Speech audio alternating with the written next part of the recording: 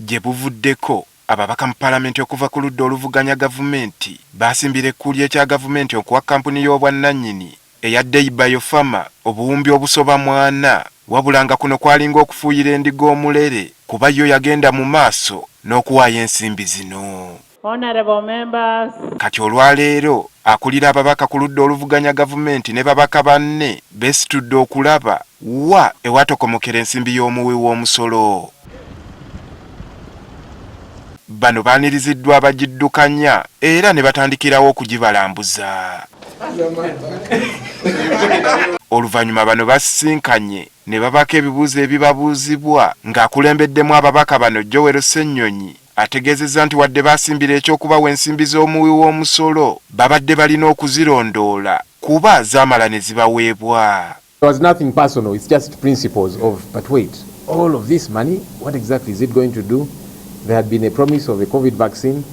It did not happen. You'll just update us.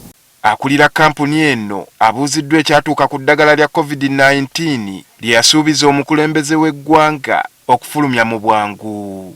You asked me about the COVID-19 vaccine. We have it. We have it. It's already banked in the US, in a central bank.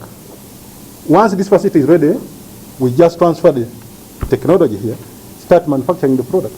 Netubale tumubuuzaawo n'agamba nti baamulemesa vaccine netavaayo. Bano era bongedde okukunya bannannyini kampuni eno balambulula obwannannyini bwayo n'enkizo gye balina ekyatuusa n'okubaweesa ensimbi y'omuwi w'omusolo. Kampuni eno yakaweebwa obuwumbi 723. Sente zaakasembayo za juzi miezi ng'ebiri emabega. Twali mu Parliament, Minister of Finance n'aleeta supplementary nga bagenda gyongera obuwumbi 578. Ffe abamu ne tukiwakanya ne tugamba kakati kampuni eno gye muwa sente zino zonna musinzidde ku ki? Abakulira kampuni eno bategeezezza nga bwe baali basobola okwemalirira kyokka ne batataaganyizibwa ekirwadde ki COVID-19 nga kw'otadde n'okusimbibwa ekkuuli okuva mu bantu ab'enjawulo. This is too big good to be true. So some people felt like let's sabotage this project.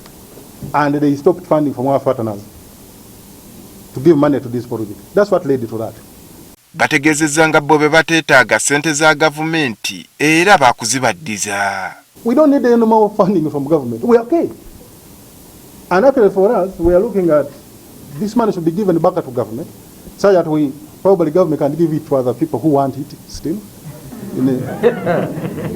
Fe ekyo kyali tuwadde n'essanyu bwe zikomawo amango batezeetaagibwa nnyo kubanga tulina bingi bye tugamba nti kakati ne amalwaliro twagala tuteekemu eddagala ba intern doctors tebabadde deployed. Bano era bategeezezza ababaka nga buli kimu bwe kyawedde era mu bbanga ttono bagenda kutandika okufulumya eddagala.